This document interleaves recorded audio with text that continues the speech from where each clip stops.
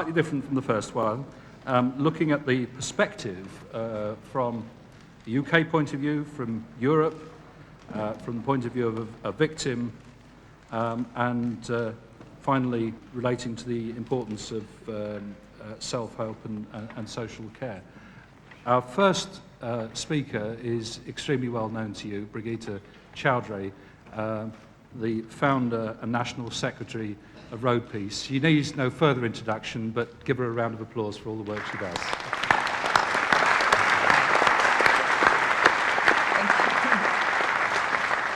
Thank you very much. I'm very delighted to welcome so many delegates, friends, members, supporters, and interested parties, especially during this bank holiday week, which seemed to be quite a problem for us.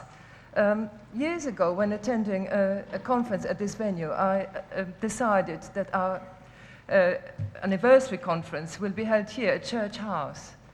It's very satisfying when dreams come true. Another dream is now likely to become true, and that is a memorial to road traffic victims. Ken Livingstone said that I should announce that he has requested from TfL the sum of £10,000 towards the memorial, to be the first brick, as it were. And today we are actually launching the National Memorial for Road Traffic Victims Fund, and you have a leaflet in your packs. The big dream, of course, is to stop the slaughter on our roads. Since the first road death 106 years ago, millions of people have lost their lives and have been injured or disabled on UK's roads. The chance of being affected by a road death or injury is very real indeed. During 60 years, from 1940 to 2000, so 60 years, lifetime of a person, 17,231,000 people were reported injured and 355,625 people killed. This means that nearly every third UK resident will at some point in their lifetime suffer death or injury on the road. The likelihood of being affected increases to almost every person if we take underreporting and the impact on families and friends into account. Road deaths are untimely, violent deaths. Many road injuries are horrific. It is amazing that this level of violence has been tolerated and accepted for so long, and Ken Livingstone remarked on that too. Tolerated without any appropriately serious or effective response. The recent Potters Bar rail crash has highlighted again the huge difference in the response to catastrophes on the road and rail. The language used by the media was fittingly serious. Horror, smash, crush, and tragedy. Other responses were serious too. An emergency hotline was publicized, counselors dispatched to the victims, and the catalogue of deaths and injuries on the railway since 1988 recounted. 91 dead and 719 injured in 14 years. Regarding the quality of the investigations, as long ago as 1950, a Professor Goodhart called for expert inquiries. If there is to be an enlightened attitude towards road safety, the public must have more information. They must be told much more about the causes, not just a weekly total. For a start, every fatality should be investigated in a thorough scientific manner. This will give us more than enough material. We cannot get this information from coroner's inquests, which ought to be substituted in all motor cases with investigations by experts. Then we might begin to reduce the death roll on the roads, as we have in the mines and factories. 50 years on, in the House of Lords debate on speeding, last month, on 25th of April, Viscount Simon compared the resources available for road death investigations with those of other homicides. I quote, "In London, in the year 2000, there were 284 collisions resulting in fatalities and 14 collision investigators.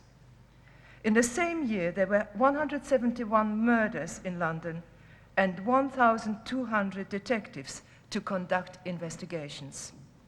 If my math is correct, that equals to 11.69 detectives per murder and 20.38 road deaths per investigator." Further anomalies are that police and not hospital data are used to measure a public health problem, which results in a serious underreporting and costing. And that this leading cause of death and disability of children and young men is not on the Department of Health's agenda. The indiscriminate use of the term accident is another anomaly, but of greatest concern is the law in culpable cases of road death and injury, which treats the facts of death and injury of no relevance, not even recording them on magistrates' courts' records, and that lay magistrates are able to dispose of cases involving death or serious injury as mere summary cases, something unheard of in any other sphere or any other country. As for victims, contrary to the acknowledgement, care and compassion shown rightly to the victims of 11 September and recent rail disasters, road victims receive no such considerations. They have so far been excluded from victim policies and provisions, as well as from statutory funding for assistance and support. For some 100 years, road victims were left without assistance or help, struggling individually to obtain justice. Many left bewildered that life taken on the road was considered so cheap and that no one seemed to care. It was clearly essential that people who had suffered the sudden violent death of loved ones or life-changing injury had an organization representing them and their interests. The campaign against drinking and driving had campaigned successfully on drink-drive issues, and there were some short-lived pressure groups and campaigns before RoadPeace was started. RoadPeace was set up on 8th February 1992, UK's first specialist charity for this huge victim group. The National Helpline, set up from that first day and open 7 days, is the first and only specialist helpline for bereaved and injured road traffic victims. From 1992 to 1994, RoadPeace made a major contribution to this working party, which was funded by the Home Office and hosted by Victim Support. It came up with a report, a first report into the needs of road death bereaved, which listed 80 recommendations for all agencies.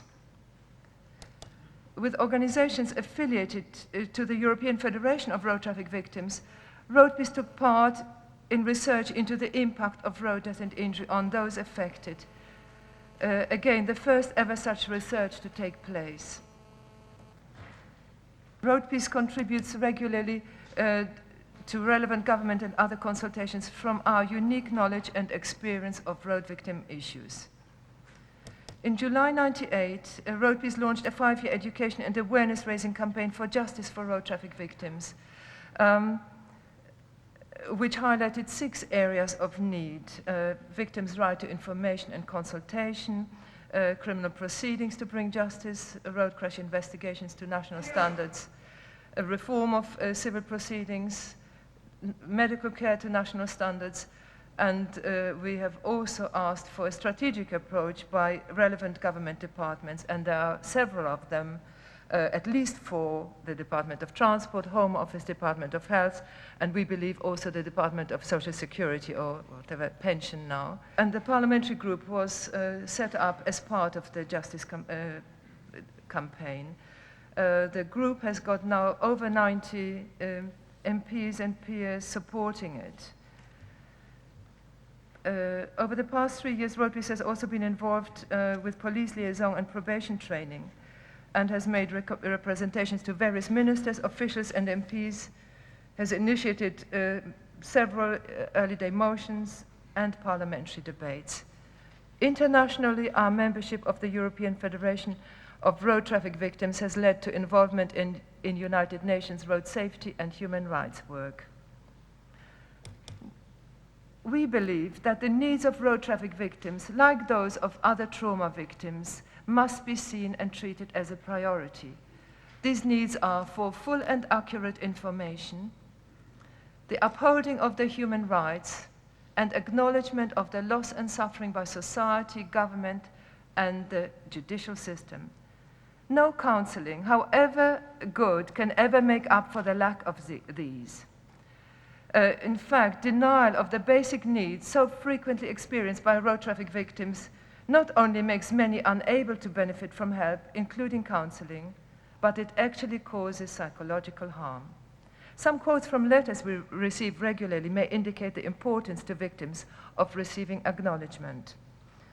From a bereaved mother, I think of all my unknown friends at RoadPeace every day. Keep up the good work. We have introduced a day of remembrance in November, so one mother writes, I went to Bath Abbey in November for the service with my son Tom.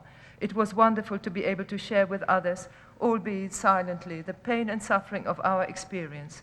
Thank you all at RoadPeace for your work, which I really appreciate. And the next is from an injured person. Many thanks for your interest and support over the years. The personal touch which RoadPeace has retained is of great importance to me. RoadPeace is calling on all the agencies who are so wonderfully represented here today and who come into contact with bereaved and injured road traffic victims frequently to examine their approach and deliver a service which responds to victims' actual needs and which would at the same time stop the adverse effects on their lives through an inappropriate approach and treatment. I'm going to look at the developments in the past decade and some of the successes through our, and I will look at the areas that we have identified. So starting with the victims, we ask for victims' right to information and consultation. Paul Boateng said some years ago in the House of Commons that RoadPeace had put the issues of road death and injury onto the political agenda. Through our work and that of many stakeholders who are represented here today, there has been some progress, which we greatly welcome. And at the same time, much is still remaining to be done in all the areas identified in our justice campaign. As far as victims are concerned, the Victims' Charter review last year is likely to end the exclusion of road traffic victims. Many responses were sent by RoadPeace members and supporters. RoadPeace is invited to consultations, but not yet full participation. For example, on the Health and Safety Executive Road Safety Task Force, there is no victim representative. On the Road Safety Advisory Panel, we have asked many times to be on that, to represent the perspective of the victims, but so far we have been denied access. On the Home Office Victim Forum and the Victim Charter Implementation Group. Written information for victims called for by us and recorded in the 1994 Road Death Report has recently been funded by the Home Office. But unfortunately, this is not written from the victim's perspective or the court system in practice, so the benefits are arguable. There has been no financial support from government for our work for road traffic victims so far, and we have yet to experience what the compact actually means in practice. We've heard so much about it. Turning to criminal justice, the law remains unchanged, and this influences all the justice areas. We delivered a 20,000 signature petition for a law change to the House of Commons a year ago, and the promised response, even to that delivery, is still outstanding. The practice of not recording the facts of death or injury in the magistrates' courts persists, as that of low fines, few disqualifications, and slotting in pleas to lesser offences. Reports are still awaited to the manslaughter and penalties reviews. The investigation. The launch and existence of the Road Death Manual is an overdue and positive development which should facilitate consistent and professional standards in investigations. But it will be probably impossible to apply if traffic police numbers are being continually eroded. Civil justice. There has been setbacks rather than progress on many fronts, and we will hear more about it from one of our afternoon speakers. Medical care to national standards. The Department of Health has excluded accidents as one of its 4 planned priorities in our Healthier Nation plan, despite the fact that road crashes are the leading cause of death and disability of those under 45, especially men and children.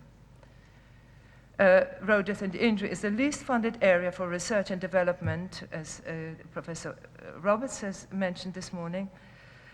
And the Royal College of Surgeons and British Orthopaedic Association have highlighted the need for improved trauma treatment, which could save many lives and lessen injuries post-crash. At a medical conference in Budapest last year, a professor from Manchester, Professor David Yates, said that as many as 40% of lives could be saved post-crash with better post-crash care. 40%. And of course, injuries could be ameliorated. As for the joint strategy, the road safety strategy has excluded the post-crash stage altogether, and the Government Road Safety Forum still excludes road victim representatives, although they are an inalienable part of the transport industry, and that's how they should be seen. We are the unfortunate byproduct of all this transport activity, and we have to be part of the debate. Road safety is not a core police function. That's another problem. And when it comes to funding, none of the various relevant departments accept responsibility for road traffic victims or even fund projects suggested by them. Now, there were many other developments in the past decade, such as the foundation of the Slower Speeds Initiative, who are playing a major part in the debate on speed. Pacts have been active. Recently, a Traffic and Children Coalition has been formed, which is concerned with welfare of children in traffic. And the European Federation of Road Traffic Victims raises human rights and road safety issues at United Nations level all the time. We are affiliated to all these groups. Now, the existence of so many road traffic victims is a failure of road safety and also a failure of an appropriate legal response. What has struck me just recently is that if there are so many victims, then there must be also so many killers, so many people who cause those deaths, and who injure people, and who injure themselves. Now, this is not something that should be helped or promoted. This is something very serious, that we have so many people amongst us who have caused someone's death. So these people need also protection from causing someone else's death. And so this ought to be considered everyone's problem, society's problem. At the moment, it is seen as a problem of road victims and of voluntary organizations. Now, this has to end. I want to appeal for future action to everyone in this room. Road deaths and injuries are preventable. We are all stakeholders. We are all accountable. It is wrong to kill or hurt fellow human beings. Edmund Burke said, "The only thing necessary for the triumph of evil is for good men to do nothing." He also said, "Nobody made a greater mistake than he who did nothing because he could do only little." With political will, road deaths and injuries are supremely preventable, and action is needed urgently. Now, I want to thank everyone for coming. All members, both active and passive, the helpline volunteers, our staff and volunteers in the office, all committee members, past and present. There have been quite a few changes. Our patrons and advisory committee members, and our lawyers group and its sponsors, the sponsors of this conference too. I want to mention Erwin Mitchell in particular, Lee Day & Co., Cunningham John, and KeyMed. I want to thank the parliamentary group and especially our chair, Andrew Miller, who has done so much. Friends and supporters amongst the professions, colleagues from related charities and organizations, sponsors and fund givers, media representatives, and all those who take action on road danger